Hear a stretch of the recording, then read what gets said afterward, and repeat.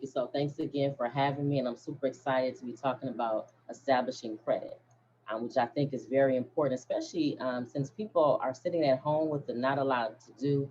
This is a perfect time to really start studying and thinking about ways to empower you financially. So establishing credit is one of those. So when you think about credit, you think about everybody has this overwhelming or overlooming thought of what's in my score, what is in a credit report, what does my scores mean, and people really don't understand that. And so when you look at a credit report, if you've ever seen one, it could be daunting. And some people are just thinking, I don't even want to start there. I don't even want to look at it. I don't even want to know anything about it. But you have to understand credit before you can establish it. So I always go to understanding first. So we're going to talk a little bit about your credit reports and your scores and why that's important. This is why it's very important. Your credit history can affect your access to credit, loans, jobs, housing, insurance, and other important services. So think about that. We're in a day and age now that if you want to rent an apartment, they look at your credit score. Some jobs, before they hire you, they look at your credit score. When you first, of course, when you're going to buy a house, they're going to look at your credit score. So when you think about even life insurance and car insurance, they look at your score. So having credit is very important because it affects almost all sectors of your life, from living to rental insurance to car insurance to purchasing a house or a car. So these are important. So understanding your rights helps you know how to protect your credit history, and also understanding that is very important. That's why you need to establish credit. I have a lot of people say, well, I'll just pay everything for cash, which is okay if you have $200,000 laying around to go buy a house, but most of us don't have that. So again, that's one of the reasons why we need it. It affects a lot. So what's in a score and why does it matter? So your score is comprised of your payment history. It's comprised of your payment history, which shows how you've paid your whatever accounts you had as agreed. So that's something that's in your score. Why does that matter again? We just told you. When you're looking at purchasing rental insurance or a car, they're going to look at that. What's in the score is information on your credit card, retail accounts, installment loans, mortgages, and any other types of accounts. That's what's going to be in the bureau. Again, the need for credit insurance, the amount of money still owed on delinquent accounts or collection items. Some people think, well, I don't use credit, so I don't have anything on my bureau. If you're delinquent or owe money, that could potentially be on there. Credit utilization, which we're going to talk about later, is very, very important. So as you're building credit and wondering why it matters, all of these are impacting your score, and there's a reason why you should build your credit. And the number of accounts being paid upon is agreed. What's on your credit report? Your name, your age, arrest and conviction. See, people didn't think that. They're thinking, who cares about my credit report? It doesn't matter. I don't have any credit. But again, understanding credit and establishing credit is very important because you need to manage credit versus credit managing you. You need to manage your financial situation versus your financial situation managing you. So what's on your credit report? Your name, your age, arrests, convictions, credit card payments, income, bankruptcies, cell phone payment plans, debt to income ratio, student loan payments, credit card limits, traffic tickets, and finance savings account balances, debit card purchases. Are all these on there? Of course not. But do you know what is on there? That's what the slide is about. So your name is going to be on there. Your age is going to be on there. Any type of credit card payments that you make, your jobs can be on there. Bankruptcies will be on there.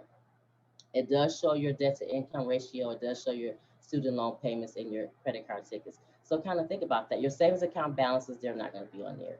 Debit card purchases are not going to be on there because they're banking products. But again, if I didn't tell you this, you would just assume that, oh, all this is going to be on my credit report. It's again, you gaining power and figuring out for yourself how you manage your report and you understanding. I tell people when you walk into a bank, you should know this already. None of this should come to a surprise.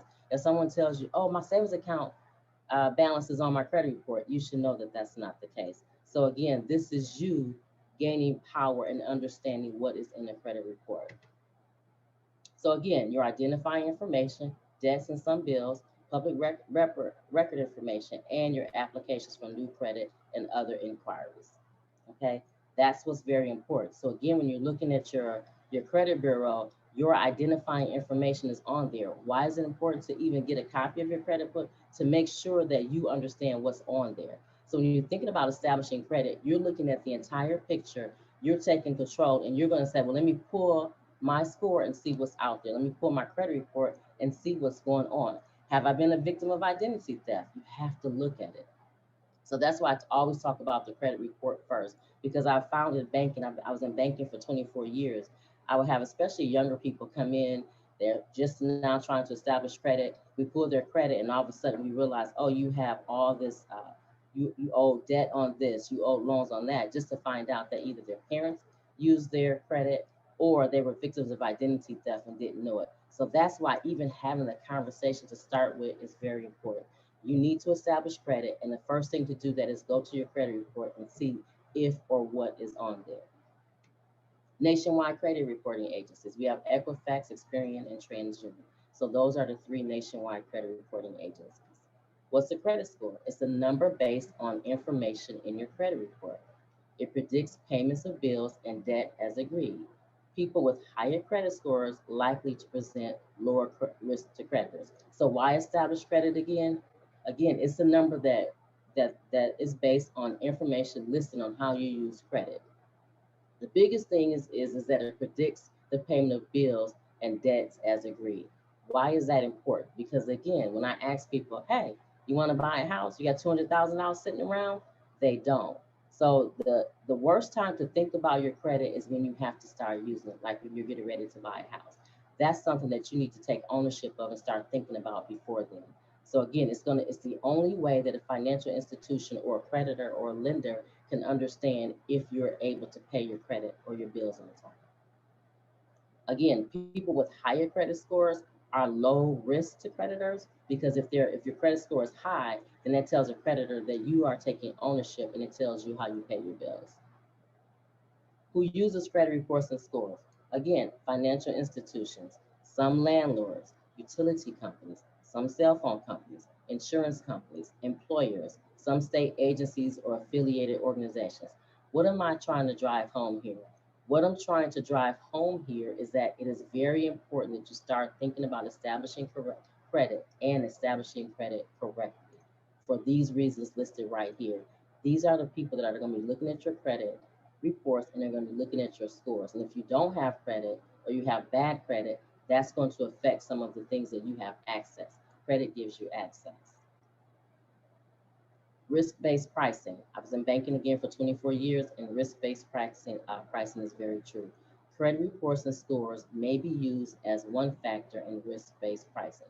So lenders set interest rates and other terms based on estimated risk. So your credit gives us an estimation of what your risk could potentially be to a lender. So must tell you, and they have to tell you if they use your credit reports or credit scores to deny your application or offer you less favorable terms, and they have to give you any adverse action notices or risk-based pricing notices. What does that mean? If I'm going in to purchase a car and I don't have any credit, it doesn't necessarily mean that you may not get the car. However, there are interest rates or your that may be accelerated or go up because you don't have credit. So they're going to charge you a higher interest rate in the event that you don't pay the bill off because again they have nothing to judge by. So that's one of the things about risk-based pricing. Risk-based pricing. Having no credit reports or scores, you are credit invisible. Okay, you are credit invisible, and I say this again and I'll say it one more time. Most people when they're looking to purchase a car or they're looking to purchase a house, whatever big ticket item you need, most people don't have that money sitting around. And if you did, would that be a wise decision to take all of the cash that you have on hand and plop it into a house, a first time home buyer? So again, having no credit reports or scores makes you credit invisible. It may result in having a harder time getting credit or a loan, renting an apartment, again, getting a favorable cell phone plan, obtaining some jobs, turning on utilities without paying a large deposit. Again, I'm going to keep reinforcing that because I want that to kind of sink in. I don't think people think about that as they're purchasing a car or going to rent a property. We don't think about that. We just go, especially if you're younger, you've never had to rent an apartment before. We fill out the application, not understanding that they're looking at all of that. So again, I need to drive this home. May result in having a harder time getting credit or a loan, renting an apartment, getting a favorable cell phone plan, obtaining some jobs, turning on utilities without paying a large deposit. So let's kind of break that down. It's not saying that you can't get these items. What it's saying is if I need to turn on We Energies or whatever utility it is, I may have to plop down a bigger amount of money. Or again, with cell phone plans, there are some cell phone plans that once you sign up, you get the phone, you're good to go. There are other cell phone plans that based on your credit, if they look at your credit score, they're going to ask for more money down. So you may not get the best plan. So these are things, again, everyday life. This is why we need to establish credit and think about it. Credit is not something we need to fear if you understand it. And that's what I want to hone in on here. So, do credit reports matter?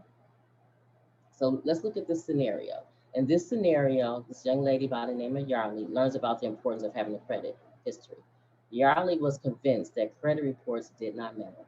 She did not plan to get a credit card or any kind of loan. She used cash for everything. Yarly recently moved and needed to find an apartment. Some landlords would not rent to her because she had no credit history. Okay, even if she promised to pay her rent each month in cash. Now think about some of us who went to rent a car, and you didn't have a credit card.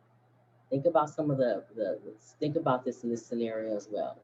Even though she promised to pay her rent each month in cash, when she found an apartment she liked and a willing landlord, she had to pay a higher security deposit because she did not have a credit history.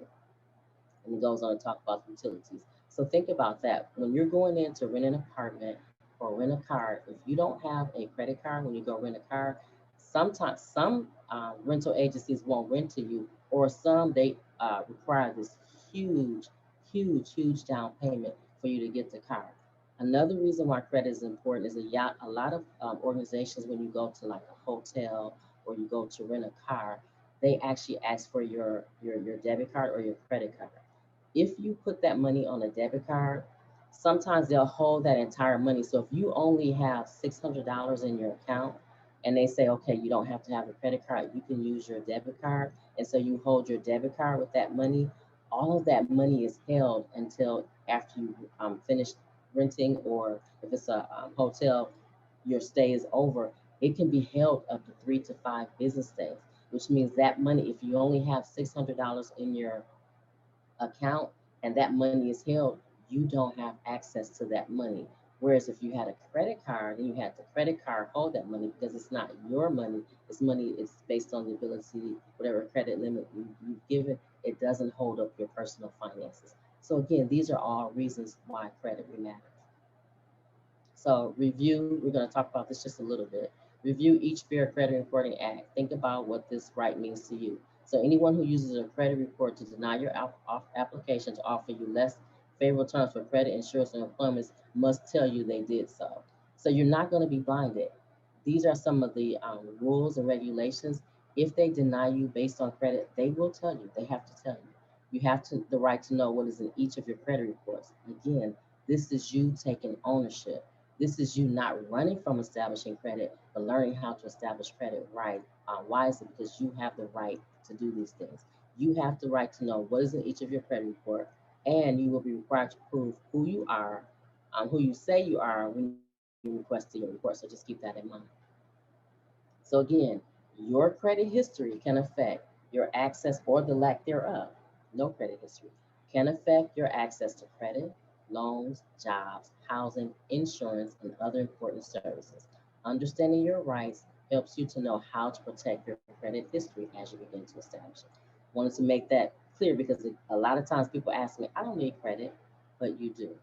So now we're going to talk a little bit about credit scores. You can take steps to improve and manage your credit and scores. This includes paying your bills on time. So once you get to your score, you have to take ownership of that. And I'm not going to dig too much into that. So the basis of credit scoring is a number calculated from information in credit reports. Higher the number, the better the history. Again, it predicts the likelihood of payment or obligation to payment on time. And the two significant factors that affect your credit score are whether you pay your debts on time as agreed and your credit utilization rate. So again, as you're establishing credit, why am I telling you all this? Because I want to make sure that you're making wise, informed decisions and you understand as you're going into establishing credit why it matters. I'm a person that always goes to understand. I think that's very important that you understand that. So your credit, what is your credit score made of? It's made of 10% is new credit. The oh, sorry, I'm too far. Go back.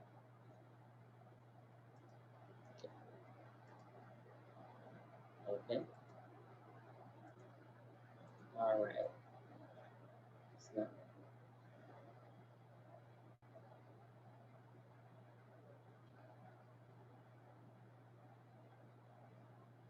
sorry about that. So again, this is the credit mix. So it's going to be the amounts that you owe, which is about 30%, your payment history, which is about 35%. Take a look at the big chunk of what makes up your score. This is why establishing credit is important, and establishing the right way is important, because your payment history and your amounts owed take up a big chunk of your credit score. What's a good score? Exceptional is about 800 to 850. Very good is about 740 to 799. Good is about 670 to 739. Fair is about 580 to 669. Poor is about 300 to 579. So that's kind of helps you to just kind of give an example of what makes up a good score and what lenders are looking for.